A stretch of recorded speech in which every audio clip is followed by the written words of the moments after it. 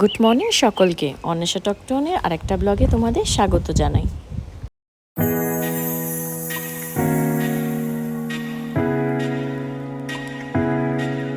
তো চলো ঝটপট আমরা ব্রাশটা করে ফেলি। আমরা ইউজ করি হিমালয়ের কমপ্লিট কেয়ার। এটা নিয়ে আমার সেকেন্ড পারচেস, খুবই ভালো কারণ এটাতে সোডিয়াম লরেল সালফেট নেই। এটা কোনো কিন্তু স্পন্সার্ড ভিডিও না, তোমরা যদি ইউজ করতে চাও তাহলে কমেন্ট করে জানিও, আমি লিঙ্ক দিয়ে দেবো। তারপর যাই একটু ছাদে গিয়ে দাঁতটা মাজি, আর গিয়ে দেখি ও বাবা, সেই যে পাশের বাড়ির একটা সুপারি গাছ ছিল সেটা পড়ে গেছে কালকের ঝড়ে। আশা করি তোমরা সবাই ভালো আছো, কারোর কোনো ক্ষতি হয়নি এই ঝড়ে।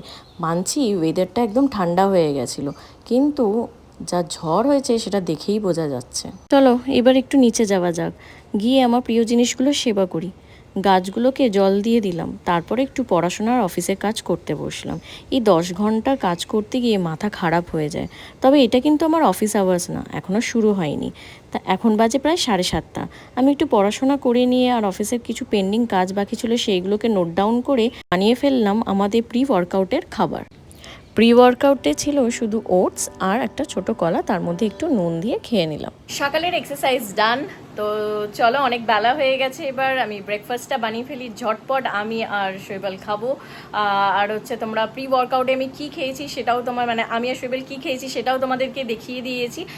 একটু সুইচ করি সবসময়, যে চেঞ্জ করি জিনিসটা।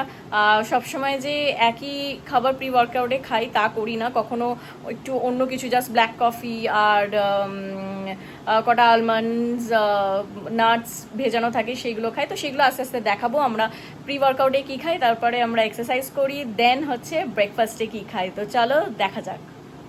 আমরা প্রায় প্রত্যেক দিনেই এই ওটস অমলেটটা বানাই, খুব তাড়াতাড়ি এই খাবারটা হয়েও যায়। আজকে ফ্রিজে দেখলাম অনেক কিছু আছে, তাই দিয়ে চলো একটা টেস্টি ওটস অমলেট বানিয়ে ফেলি। তোমরা চাইলে এত কিছু নাও দিতে পারো। নিয়ে নিলাম একটা টমেটো, পেঁয়াজ আর 6টা ডিম। 6টা ডিমের মধ্যে থেকে 2টো ডিম হচ্ছে পুরো যাবে, মানে হচ্ছে কুসুম আর সাদা অংশটা, যেটাকে আমরা হোল এগ বলি। আর 4টে ডিমের শুধু সাদা অংশটা যাবে, কুসুমটা যাবে না। এটা দুজনের কোয়ান্টিটির মতো বানানো হচ্ছে।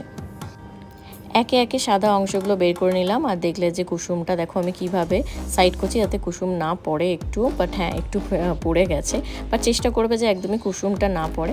তার মধ্যে সব সবজি দিয়ে দিলাম, আর এদিকে বর এসে একটু পালং শাকটা মিহি করে কেটে দিল।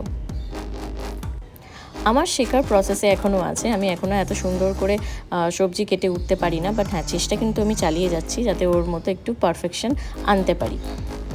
সব সবজিগুলো দিয়ে দেওয়ার পর আমি এর মধ্যে দিয়ে দিলাম চিংড়ি, চিকেন আর কিছু মশালার মধ্যে আমি দিলাম হচ্ছে ধনে গুঁড়ো, জিরে গুঁড়ো, একটু কালো গোলমরিচ আর নুন, আর সব কিছু দিয়ে আমি ভালো করে মিক্স করে নিলাম। এর মধ্যে আমি অল্প করে ওটসও দিয়ে দিলাম। সব কিছু মিশিয়ে আমি প্যানের মধ্যে এটাকে অমলেটের মধ্যেও ফ্রাই করে নেবো। কিন্তু হ্যাঁ, এখানে তেল ব্যবহার হবে না, ননস্টিক প্যানে আমি না দেওয়ারই মতো অল্প ঘি দিয়ে সিমে কিন্তু এই জিনিসটা পুরোটা করব। বেশিক্ষণ লাগে না হতে, তোমরা ট্রাই করে দেখতে পারো। আর ব্যাস হয়ে রেডি হয়ে যাবে তোমাদের ওটস অমলেট। খেতে কিন্তু খুবই সুন্দর। ওটস অমলেট খেয়ে তারপর আমরা বেরিয়ে পড়লাম একটু মাছ বাজার করতে। বাজার থেকে আমরা কিনে নিলাম ইটে ট্যাংরা আর চিংড়ি মাছ। বানিয়ে ফেলা হলো ইটে ট্যাংরা, চিকেনের ঝোল, টক ডাল আর ভাত। আর এদিকে বর কিন্তু আমার জন্য একটা স্পেশাল রেসিপি বানিয়েছে, সেটা হলো ঘি রোস্ট চিংড়ি। দুজনে মিলে আজকে আমরা ঘি রোস্ট অসাধারণ খেতে হয়েছে, আমি তোমাদেরকে দেখাচ্ছি। তো আমরা দুজনে মিলে রান্নাগুলো সেরে ফেললাম, কারণ হচ্ছে আজকে আজকে যদি আমরা না সেরে রাখি তো এই সারা সপ্তাহ চলতে থাকবে। তো চেষ্টা করি যে ম্যাক্সিমামটা খাবার আমরা বানিয়ে রাখার। তো তোমাদেরকে দেখাই চলো। এতক্ষণ ধরে তাই করছিলাম, এত গরম লাগছিল রান্না করতে যে কি বলবো। বাট সবকিছু প্রায় শেষ হয়ে এসছে, এখন প্রায় ধরো 2টো বাজে। এখন স্নান আমাদের হয়নি, শুধু রান্নায় আমরা ব্যস্ত ছিলাম। ওদিকে স্নান বলেছি তারপর তো দেখো আঙুল চাটছে, নিজেই বানায় প্রতিভা, নিজেই আঙুল চাটবে না, সেটা ঠিক না। এদিকে আমিও রান্না করলে যে কোনো জিনিস আমি ওকে দিয়ে টেস্ট করাই, কারণ আমার ওকে দিয়ে টেস্ট করাতে খুবই মজা লাগে। ঘি রোস্ট প্রিপারেশন হচ্ছে এটা।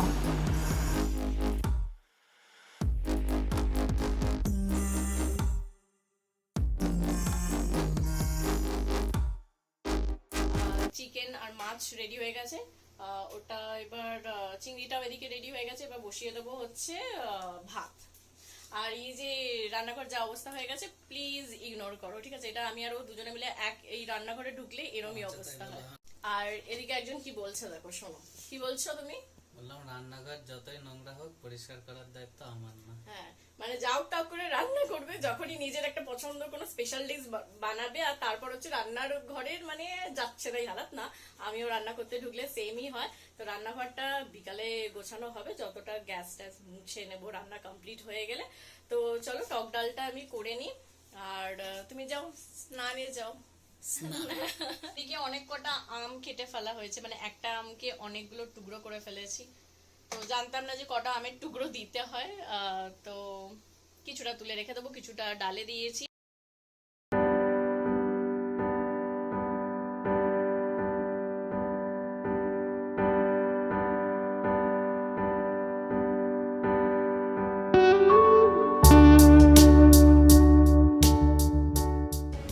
আজ ইন্ডিয়া গেটের বাসমতি রাইস খাওয়া হবে।